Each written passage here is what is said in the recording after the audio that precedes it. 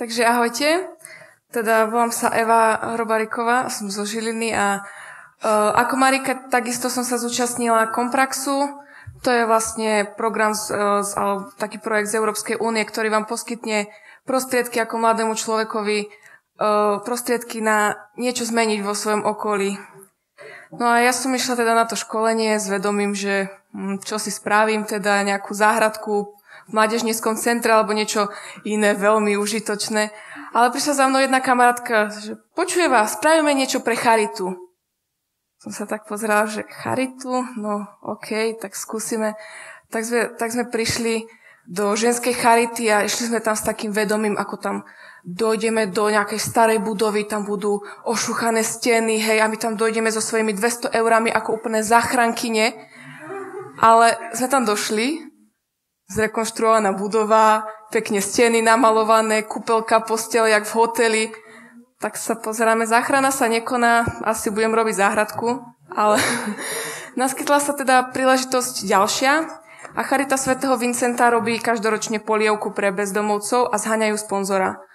Tak som si vrala, že pohoda, však to dám, nie. Tak sme sa dohodli, že teda si to vezmem na starosti, no asi po najdrsnejšom mesiaci v mojom živote, plný nakupovania a zháňania veci a ľudí, nastal deň D. Tak sme varili kapustnicu, tak máme všetky suroviny. Pripravili sme nejaké občerstvenie pre ľudí a už vlastne sa nachystala celá tá miestnosť a my sme od rána sme varili tú polievku a ja som bola už tak neskutočne unavená, úplne tak znechutená, že do páže nech to už skončí, ja už chcem ísť spáť, nie.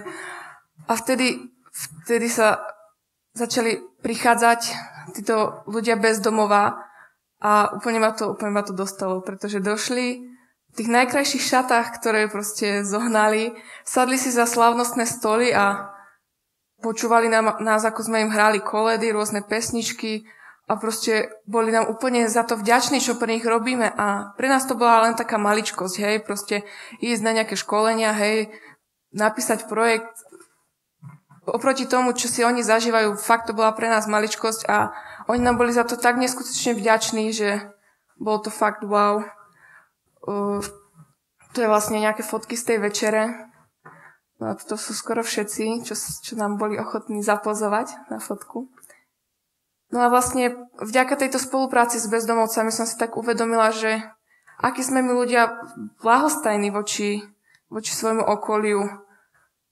Neviem, mesta a ulice sú plné prázdnych ľudí. Chodíme po ulici a prehliadneme muža klačiaceho na kolenách, ktorý prosí o almužnu. Ideme okolo mamičky, ktorá sa trápi s kočikom do schodov bez povšimnutia. Alebo prejdeme okolo starenky, ktorá sa trápi s ťažkými taškami a prejdeme len tak. Preto, neviem, táto spolupráca s bezdomovcami mi dala veľa a snažila som sa tak dať preč svoje také bezočivenie duhy a možno vystúpiť zo svojej bubliny. Taká rada, že nebyť typický bublinač, aby sme si viacej všímali okolie, hej. Typický bublinač, som si tak nazvala človeka, je proste týpek, ide, hej, okuliarky, sluchatka, čiapka, kapuca, niečo, hej, čumí do mobilu, ide, rozraša ľudí, lebo ich má v páži, hej. Ale proste si tak všímať okolie. Ja neviem, ja som si začala všímať ľudí okolo seba, už nečumím do mobilu, keď idem cez mesto. A normálne, viete, koľko je v Žiline štýlových ľudí? Modné dni v Paríži, niekde kdesi, hej, príďte do Žiliny, tu je toľko ľudí, akože mala by som si od nich trošku vziať príklad, ale tak posnažím sa do budúcna. A napríklad moja ľahostajnosť ma takmer pripravila o nádheru, ktorú som prehliadla.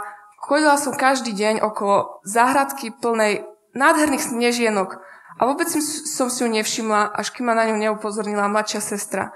Proste skúsme tak výjsť zo svojej bubliny a všímať si aj talenty okolo nás, čo tak úžasný talent pána harmonikára, ktorý sedáva pri Auparku, alebo pani s harmonikou pred Mirážom. Ich talenty si naozaj zaslúžia viac. Možno máte vo svojom okolí, alebo v triede niekde nejakého človeka, ktorý je taký out. Skúsme ho prijať a možno v ňom nájdete poklad. Tak preto prosím vás, ľudia, Všímajme si svet okolo nás a hlavne ľudí okolo nás. Ďakujem.